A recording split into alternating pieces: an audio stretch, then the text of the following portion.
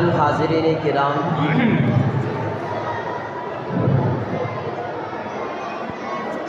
دفتری کارروائی مکمل ہو چکی ہے۔ دلہن کی سگنیچر لانے کے لیے وکیل اور گواہان روانہ ہو چکے ہیں۔ ان کے آنے تک نکاح کے تعلق سے،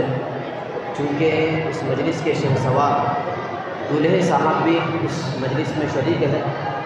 اس زواجی زندگی کے تعلق سے کچھ باتیں آپ حضرات کے سامنے، قیمتی باتیں، اہم باتیں رکھی جائیں۔ اللہ جل جلالہ عما نوالہ نے نکاح کو عبادت بنایا ہے، اور عبادت کی جگہ مسجد ہے، مارکیٹ کی جگہ، لین دین کی جگہ، تجارت کی جگہ وہ مارکیٹ ہے، بازار ہے۔ عبادت کی جگہ کو اللہ تعالیٰ نے مسجد میں بنایا ہے۔ نکاح چونکہ عبادت ہے، اس وجہ سے نکاح کو مسجد میں کیا جاتا ہے، اور ہر عبادت کو عبادت کے طور پر کرنا چاہیے۔ عبادت جو بھی ہو اس کو مکمل طور پر عبادت کے ساتھ بجا لانا چاہیے۔ آج ہمارے یہاں نکاح کو عبادت سمجھنا چھوڑ دیا گیا، جس کی وجہ سے یہ نوبت آ گئی کہ ہم نے نکاح کو تجارت بنا دیا۔ جو ہی تصور معاشرے کے اندر نکاح کا، تجارت کا آ گیا، لین دین کا آ گیا، تو جہیز، جوڑے اور وغیرہ وغیرہ خرافات اس کے اندر آ گئے، اور بہت سارے معاشرے کے اندر، سوسائٹی کے اندر حالت یہاں تک پہنچ چکی ہے کہ لوگ نکاح کرتے ہیں، عبادت کے جو ارکان ہیں، نکاح کے ارکان ہیں، اس کو مکمل کر لیتے ہیں، لیکن ساتھ ہی ساتھ نکاح کے اندر معصیت کو بھی شریک کر لیتے ہیں۔ قوم یہاں تک پہنچ چکی ہے، یوں سمجھیے کوئی آدمی نماز ادا کرتا ہے، نماز پڑھتا ہے، عبادت کرنے کے لیے مسجد میں آ جاتا ہے، نماز 2 رکعت ادا بھی کر رہا ہے، اور ساتھ ہی ساتھ کان میں ایئر فون لگا کر کے، ہیڈ فون لگا کر گانے بھی سن رہا ہے، گناہ کا کام بھی کر رہا ہے، اور ساتھ ہی ساتھ رکعت باندھ کے نماز بھی ادا کر رہا ہے۔ کوئی گنہگار بھی اگر اس کو دیکھے گا تو یہ نہیں کہے گا کہ یہ عبادت میں ہے۔ بے نمازی بھی اگر اس کو دیکھے گا تو یہ کہے گا کہ یہ کیا کر رہا ہے، یہ اسلام کا مذاق اڑا رہا ہے، یہ عبادت کا مذاق اڑا رہا ہے، دین کے ساتھ میں کھلواڑ کر رہا ہے۔ نکاح کو اللہ نے عبادت بنایا، لیکن آج ہم لوگوں نے کیا کیا، اس نکاح کی مجلسوں میں، نکاح کی تقریبوں میں گناہ کو بھی شامل کر لیا۔ یہاں پر نکاح ہو رہا ہے، اور اسی جگہ بے حیائی کو ہم نے عام کر دیا، گناہوں کو ہم نے عام کر دیا، زنا کا اڈا ہم نے بنا دیا، کئی معصیات کو ہم نے اس نکاح میں، جو عبادت کا عمل ہے، مقدس عمل ہے، اس مقدس عمل میں ہم نے گناہوں کو شریک کر لیا۔ یہ ایسا ہو گیا، نہ پورے مسلمان، نہ پورے ہندو، اور نہ پورے یہودی درمیان میں کہ ادخلوا فی السلم کافہ کی سری مخالفت ہو گئی، تو نہ یہاں مکمل، نہ یہاں مکمل،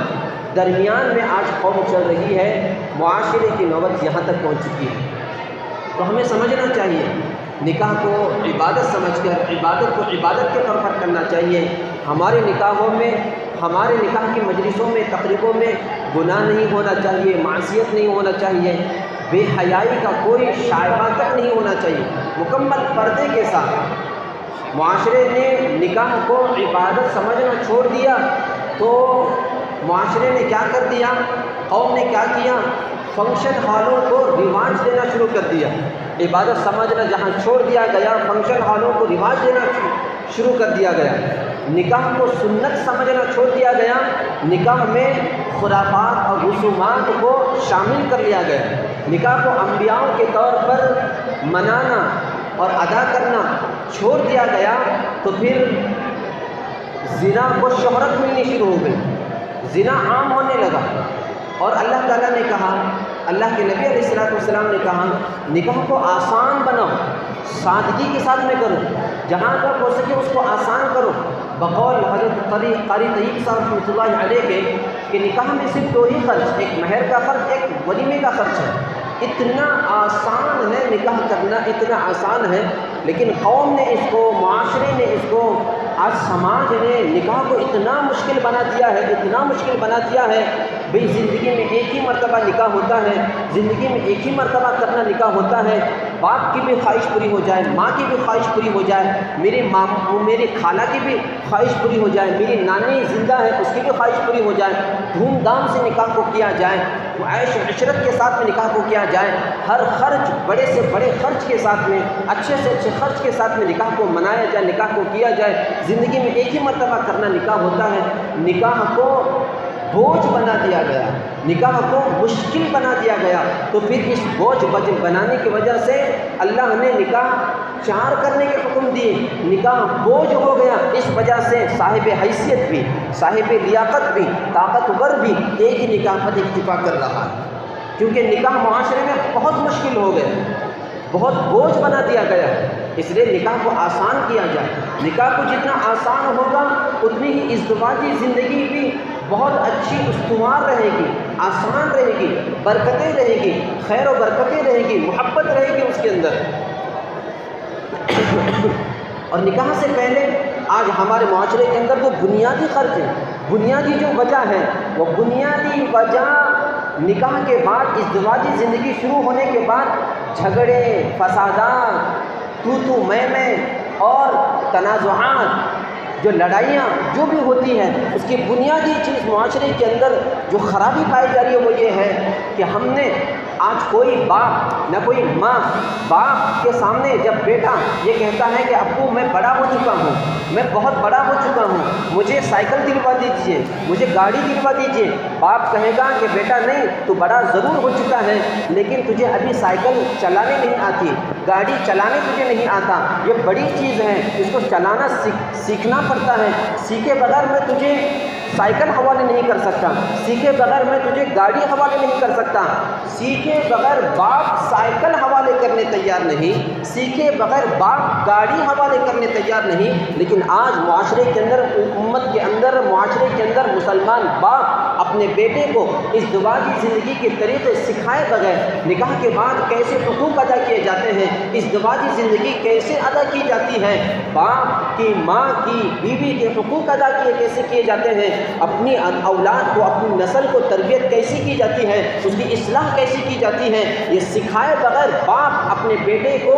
بیٹی حوالے کر دیتا ہے، بیٹی کا باپ بھی اپنے داماد کو اپنی بیٹی حوالے کر دیتا ہے، جبکہ اس کو نکاح کا مطلب تک نہیں معلوم، جبکہ اس کو نکاح میں جو ارکان ہوتے ہیں، گواہ کیوں ضروری ہے، وکیل کیوں ضروری ہے، اور نکاح کے اندر جو خطبے میں قرآن کی جو آیتیں پڑھی جاتی ہیں، احادیث پڑھے جاتے ہیں، ان آیتوں کا مطلب تک اس داماد کو، اس بیٹے کو، اس دلہے کو، اس نوشہ کو معلوم نہیں ہوتا، اور اس کے حوالے بیٹی حوالے کرنے کو تیار ہو جاتے ہیں، بیٹی کا باپ بھی حوالے کر دیتا ہے، اور بیٹا بھی اپنے گھر میں بہو لانے کو تیار ہو جاتا ہے، نہ اس کو سسر کا عزت کرنا معلوم ہے، نہ نکاح کے بعد باپ کو کیسے رکھا جائے، ماں کو کیسے رکھا جائے، ساتھ ہی ساتھ اپنے بیوی کے حقوق ادا کیسے کیے جائیں، یہ کچھ پتہ نہیں ہوتا، اور نکاح کر کے اس کے حوالے کر دیے جاتے ہیں۔ نکاح ابھی ہوتا نہیں، ابھی نکاح سے پہلے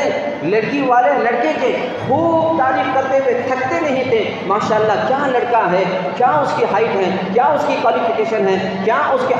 کردار ہیں، کیا اس کے کیریکٹر ہیں، کیا اس کا مزاج ہے، کیا اس کی زبان ہے، کیا ماشاءاللہ بڑوں کی عزت کرتا ہے، چھوٹوں پر شفقت کرتا ہے، اب اس کے اخلاق سے ہم بہت متاثر ہیں، لڑکا بہت اچھا ہے، لڑکی والے لڑکے کی تعریف کرتے کرتے تھکتے نہیں، اور لڑکے والے لڑکی کی خوب تعریفوں کے پھول باندھ دیتے ہیں، کیا ماشاءاللہ لڑکی ہے، گھر کے باہر نہیں نکلتی، کبھی اونچی آواز سے بات نہیں کرتی، ماشاءاللہ کیا تلاوت کی پابند ہے، کیا حقوق کی پابند ہے، کیا گھر کو سنبھالنے کا مزاج ہے، کیا بڑوں کو عزت دینے کا مزاج ہے، اس طرح کی تعریفیں خوب لڑکے والے لڑکی کی اور لڑکی والے لڑکی کی تعریفیں کرتے ہیں۔ لیکن بنیادی چیز یہ ہے کہ باپ نہ، لڑکی کے باپ نے اپنی بیٹی کو سکھایا کہ بیٹی نکاح کے بعد تجھے یہ کرنا ہے، اس ازدواجی زندگی ایسے نبھائی جاتی ہے، شوہر کے حقوق ایسے ادا کیے جاتے ہیں، شوہر کے گھر میں جانے کے بعد، سسرال میں جانے کے بعد ساس کی خدمت کر کے ایسے دل جیتا جاتا ہے، سسر کی خدمت کر کے ایسے دل جیتا جاتا ہے، یہ کوئی باپ اپنی بیٹی کو سمجھایا نہیں، نہ کوئی ماں اپنی بیٹی کو یہ سمجھایا ہے۔ اب سیکھے بغیر بیٹی حوالے،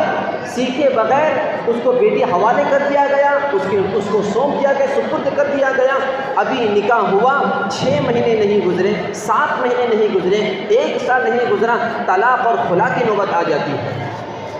کیونکہ معلوم نہیں، اس نے سیکھا نہیں کیسے اس کو سنبھالا جائے گا، کیسے اس کو ادا کیا جائے گا۔ آج امت، آج معاشرہ 2 چیزوں میں، ہر معاملے میں، نکاح کے، اسلام کے ہر رکن میں پکا مسلمان۔ نماز کے مسائل کو لے کر کے پوچھیے، مفتی صاحب کو جا کر کے پوچھیں گے، مفتی صاحب بتاؤ آج میں نے نماز ادا کی، 2 رکعت نماز میں نے ادا کی، مجھ سے وہ سہو ہو گیا، مجھ سے وہ غلطی ہو گئی، آپ مسئلہ بتا دیجئے، مجھ کو طریقہ بتا دیجئے، دیکھیے میرے پاس میری یہ صورت صحیح ہے کہ نہیں، میری سورہ فاتحہ سن لیجئے۔ نماز کے تعلق سے خوب مسائل معلوم کرتے، پکے مسلمان ہو جاتے ہیں۔ رمضان کا مہینہ آیا، رمضان کے مسائل پوچھتے ہیں، روزے کے مسائل پوچھتے ہیں، لیکن جب نکاح کی باری آتی ہے، جب شادی کی باری آتی ہے، نکاح کے وقت میں یہودی بن جاتے ہیں، عیسائی بن جاتے ہیں، ہندو بن جاتے ہیں۔ کوئی ضروری نہیں سمجھتا کہ میں نکاح سے پہلے مفتی صاحب کے پاس جاؤں اور پوچھوں کہ میں نکاح اس طور پر کرنا چاہتا ہوں، کیا مجھے اجازت ہے؟ میں نکاح میں کیا کروں، اپنے بیٹے کو کیا سکھاؤں، اپنی بیٹی کو میں کیا کروں، نکاح کو کیا کیا طریقے سے کیا جاتا ہے، نکاح کے اندر کیا کیا ضروری چیزیں ہیں، کیسے ادا کیا جاتا ہے، ازدواجی زندگی کیسے نبھائی جاتی ہے، آپ ہمیں بتائیں نکاح کیسے ادا کیا جاتا ہے، تقریب کیسے منائی جاتی ہے۔ کوئی باپ آ کر کے پوچھتا نہیں، کوئی دولہا آ کر کے پوچھتا نہیں، نہ کوئی ماں آ کر کے پوچھتی ہے۔ وراثت کے مسائل میں، ایک نکاح کے مسائل میں، ایک وراثت کے مسائل میں، وراثت کے مسائل میں بھی کوئی پوچھنے کو ضروری نہیں سمجھتا۔ باپ کا انتقال ہو گیا، گھر کے ذمہ دار کا انتقال ہو گیا، لاکھوں کی کروڑوں کی پراپرٹی پڑی ہوئی ہوتی ہے، لیکن شرعی حساب سے سب کے سب یہ سمجھتے ہیں کہ جب تک تقسیم نہ ہو جائے کوئی اپنے حق کا اعلان نہیں کر سکتا، حق کا دعویٰ نہیں کر سکتا، بلکہ انتقال کے بعد فوراً شرعی طور پر وراثت تقسیم ہو چکی ہوتی ہے۔ لیکن کوئی ضروری نہیں سمجھتا مسئلہ پوچھنے کے لیے کہ وراثت میں کتنا مال میرے باپ کے انتقال کے بعد میں، باپ کے حق میں، باپ کی ملکیت میں کتنا مال آیا ہوا ہے، اس کو کیسے تقسیم کیا جائے، میرے بچے اتنے ہیں، میری بیٹیاں اتنے ہیں، میرے بھائی اتنے ہیں، کیا اسلام کا طریقہ ہوتا ہے، کوئی ضروری نہیں سمجھتا۔ اگر مفتی صاحب اس کے اندر انوالو بھی ہو جائیں، کوئی مولوی صاحب اس کے اندر انوالو بھی ہو جائیں، تو وہ گھر والے جو بہت سارے مسائل کے اندر اپنے آپ کو مسلمان ہونے کا دعویٰ کرتے ہیں، اسلام پر چلنے کا دعویٰ کرتے ہیں، وراثت کا مسئلہ آیا تو کہتے ہیں کہ مفتی صاحب کو انوالو ہونے کی کیا ضرورت، کون بلائے اس کو، ان مولانا صاحب کو کون بلائے، ان کو کیا ضرورت ہے پوچھنے کی۔ اس طرح کی باتیں مفتی صاحب کو کی جاتی ہے، مولوی صاحب کو کی جاتی ہے۔ کیوں ضروری نہیں سمجھتے، کیوں اس کو ضروری نہیں سمجھا جاتا، نکاح کے مسائل میں آپ پوچھنے کو ضروری کیوں نہیں سمجھتے، وراثت کے مسائل میں مسائل پوچھنے کو کیوں ضروری نہیں سمجھا جاتا، جبکہ حلال اور حرام کی بنیاد وراثت بھی پڑی جاتی ہے، جبکہ جھگڑے اور محبت کی بنیاد نکاح کے مسائل میں پڑی جاتی ہے۔ آپ ان بنیادی چیزوں میں آپ مسائل پوچھتے نہیں، علماء سے تعلق نہیں رکھتے، مفتی صاحب سے مسائل نہیں پوچھتے، پوچھے بغیر ہر کام کر لیتے ہیں، تو پھر نوبت اس کی کیا پہنچتی ہے، نسل بھی، اولاد بھی، بگڑی ہوئی اولاد پیدا ہو جاتی ہے، گھروں کے اندر مہینوں سالوں جھگڑے پر جھگڑے پیدا ہو جاتے ہیں، میاں بیوی کے جھگڑے، ساس سسر کے، ساس اور بہو کے جھگڑے ہو جاتے ہیں۔ یہ کیوں پیدا ہو رہے ہیں، سیکھے بغیر حوالے کر دیا گیا، بیٹی نے بھی، بیٹی کو ماں نے نہیں سکھایا، ماں اور بیٹی کو باپ نے بھی نہیں سکھایا، اب سیکھے بغیر شادی کر رہی ہے، اب اس نے کیا دیکھا اپنے گھر کے اندر، اپنی ماں کو، بیٹی نے اپنی ماں کو دیکھا اپنی ساس سے لڑتے ہوئے،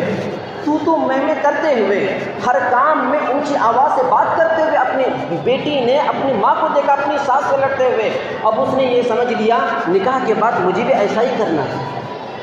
جب میری شادی ہو جائے گی، میری ساس آ جائے گی، میرا سسر آ جائے گا، مجھے بھی ایسا ہی جواب دینا ہے، ایسا ہی خاموش کروانا ہے، ایسا ہی ان کے اوپر دباؤ ڈالنا ہے، یہ چیزیں وہ سمجھی جاتی ہیں، ضروری چیزیں سمجھی جاتی ہیں، کیونکہ اس کو پتہ نہیں کیا حقوق ہیں، کیسے لے کر کے چلنا ہے، کیسے خاندان کو مضبوط کرنا ہے، کیسے متفق ہو کر کے چلنا ہے، کیسے متحد ہو کر کے چلنا ہے، کوئی پتہ نہیں۔ سسر کی باتوں کا کیسے جواب دیا جائے، اس نے اپنے باپ کو اپنے سسر کے ساتھ میں لڑتے ہوئے دیکھا، اپنے باپ کو اپنی بیوی کے حقوق میں کچھ کمی بیشی آ گئی، اپنی ماں سے لڑتے ہوئے اس نے دیکھا، اونچی اونچی آواز میں بات کرتے ہوئے اس نے دیکھا، تو اس نے یہی سمجھ لیا مجھے بھی یہی کرنا ہے۔ لڑکے نے یہی سمجھ لیا میرا باپ جس طرح اپنے ساس کے ساتھ میں رہتا ہے، میرا باپ جس طرح اپنے سسر کے ساتھ میں رہتا ہے، میرا باپ اپنی بیوی کے ساتھ میں کیسا رہتا ہے، بیوی کے اوپر پریشر ڈالتا ہے، اس کو غلام سے غلام بنا کر کے رکھتا ہے۔ لڑکے نے بھی یہی سوچا کہ مجھے اپنی شادی کے بعد بیوی کو ایسے ہی دباؤ میں رکھنا، اس کو غلام اور نوکرانی بنا کر کے رکھنا۔ اسلام میں بیوی کا کیا درجہ ہے، کیا مقام ہے، سیکھا نہیں تو پھر اس کو وہی کرنا پڑے۔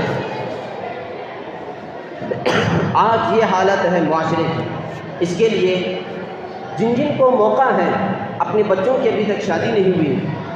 اپنی بیٹی گھر کے اندر موجود ہے، بن بیاہ کے ہے، اپنا بیٹا بن بیاہ کے موجود ہے، ضروری ہے ان ماں باپ کو، ان سرپرستوں کو، ان ذمہ داروں کو کہ نکاح سے پہلے نکاح کے مکمل مسائل، نکاح کے اندر جو جو ارکان ہوتے ہیں اپنے بیٹے کو سمجھائیں، کسی مفتی صاحب کے پاس لے کر جائیں، اپنے محلے کے امام کے پاس لے کر کے جائیں اور جا کر کے کہیں مولوی صاحب میرے بیٹے کی یا میری بیٹی کی فلاں دن میں شادی ہے، آپ کچھ نکاح کے تعلق سے مسئلے مسائل بیان کر دیجیے، ازدواجی زندگی کیسے نبھائی جاتی ہے مکمل طور پر ایک خاکہ سمجھا دیجیے، یہ نکاح میں کیوں ضروری ہوتے ہیں، خطبے کا کیا مطلب ہوتا ہے، اللہ اس میں کیا پیغام دینا چاہتے ہیں، کیا سبق دینا چاہتے ہیں، یہ مطلب ہم کو سمجھائیں۔ اللہ کے نبی علیہ الصلوۃ والسلام نے نکاح کے تعلق سے کیا کیا حدیثیں کہی ہیں، آپ ہم کو بتائیں، یہ میرے بیٹے کو سمجھائیں، میری بیٹی کو سمجھائیں۔ یہ سب کچھ ضروری چیزیں ہیں، یہ سب کچھ ضروری چیزیں ہیں۔ اگر نکاح کے بعد کچھ اونچ نیچ ہو جائے تو کیا کرنا چاہیے؟ بات کو لمبی نہیں کرنا چاہیے، بات کو بہت اونچا نہیں کرنا چاہیے، جہاں تک ہو سکے اس کو چھوٹی بات کر کے، اس کو معمولی بات کر کے اس کو نمٹانے کی کوشش کی جائے۔ حضرت امام شافعی رحمۃ اللہ علیہ کے تعلق سے آتا ہے 30 سال کے بعد اپنے ہم عصر لوگوں کے ساتھ، ساتھیوں کے ساتھ بیٹھے ہوئے ہیں اور اپنے نکاح کے تعلق سے، اپنی ازدواجی زندگی کے تعلق سے مذاکرہ ہو رہا ہے، پوچھ رہے کہ بتاؤ تمہاری ازدواجی زندگی کیسی گزری، تمہاری شادی کے بعد کی زندگی کیسی گزری، تمہارے نکاح کے بعد کی زندگی اپنی بیوی کے ساتھ، اپنے بیگم کے پاس کیسی گزری؟ تو ہر ایک اپنا اپنا واقعہ بیان کر رہا ہے۔ حضرت امام شافعی رحمۃ اللہ علیہ کا موقع آیا، حضرت امام شافعی رحمۃ اللہ علیہ نے فرمایا میری شادی ہوئے 30 سال گزر گئے لیکن کبھی اپنے بیگم کے ساتھ، اپنی بیوی کے ساتھ ہماری لڑائی نہیں ہوئی۔ آج تہجد استقامت سے پڑھنے کو کرامت سمجھی جاتی ہے، آج صف اولیٰ میں ہر نماز ادا کرنے کو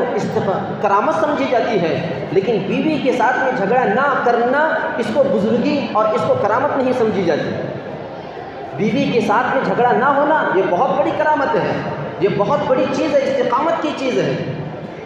بیوی کے ساتھ میں جھگڑا نہ ہونا، اپنے بیگم کے ساتھ میں جھگڑا نہ ہونا، اپنی شریک حیات کے ساتھ میں جھگڑا نہ ہونا، یہ خیر و برکت کا ایک بہت بڑا ذریعہ بنتا ہے۔ لیکن کون اس کو بزرگی سمجھے گا، کون اس کو اسلامی بنیادی چیز سمجھتا ہے؟ حضرت ایک اور نحو کے امام ہیں ابو الدوری رحمۃ اللہ علیہ، ان کے تعلق سے آتا ہے کہ انہوں نے اپنے بچوں سے ایک مرتبہ کہا کہ میں نے تم پر پیدا ہونے سے پہلے احسان کیا ہے۔ بچوں نے پوچھا کہ آپ پیدا ہونے سے پہلے کیسے مجھ پر احسان کیے، آپ بتائیے۔ تو کہا کہ جب میں شادی کر رہا تھا، میں نکاح کر رہا تھا، تو میں نے یہ نہیں دیکھا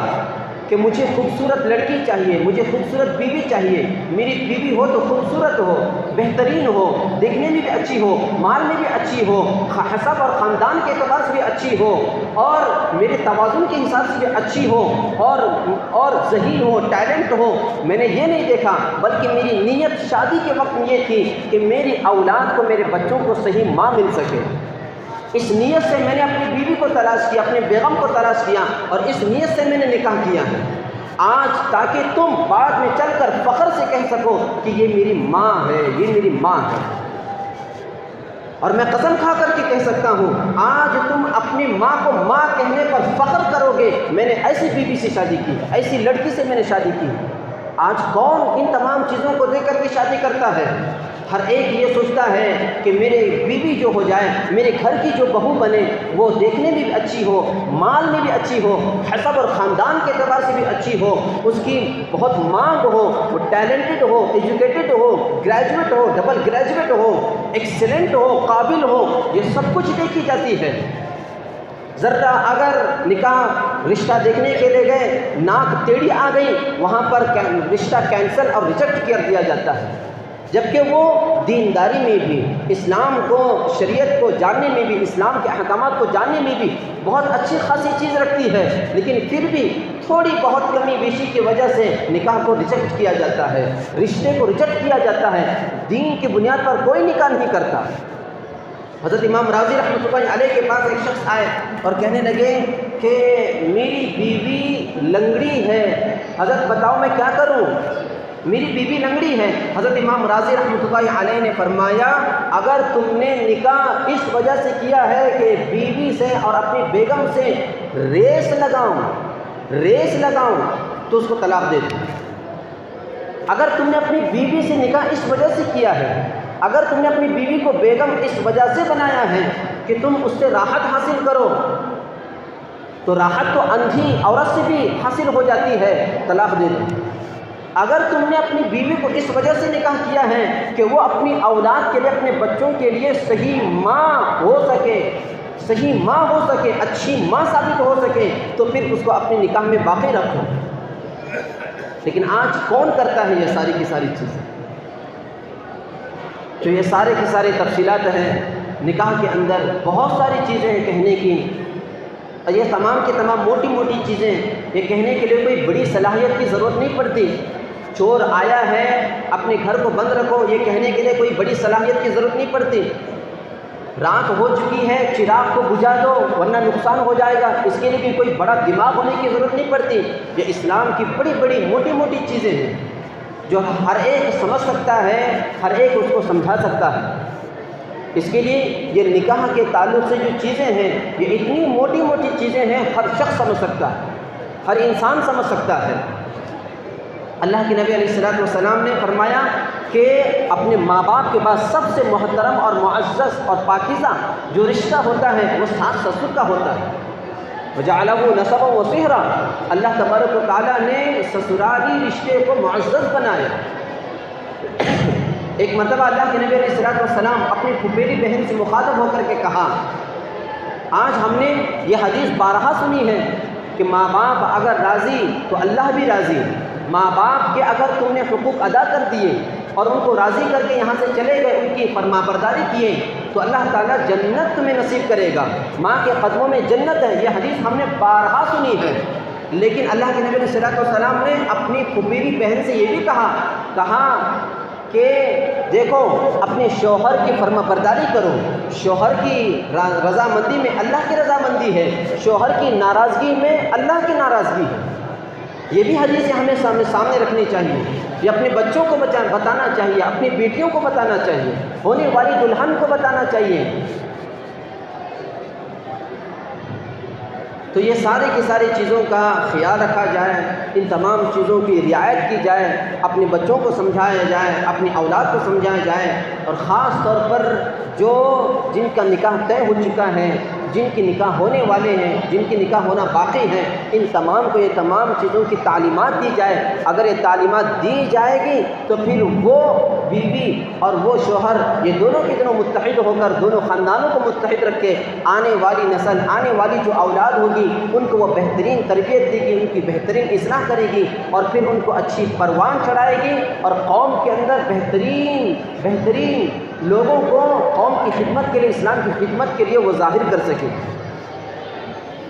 اللہ سے دعا ہے اللہ تبارک و تعالی ہم تمام کو عمل کرنے کی توفیق عطا فرمائے۔ وآخر دعوانا الحمدللہ رب العالمین۔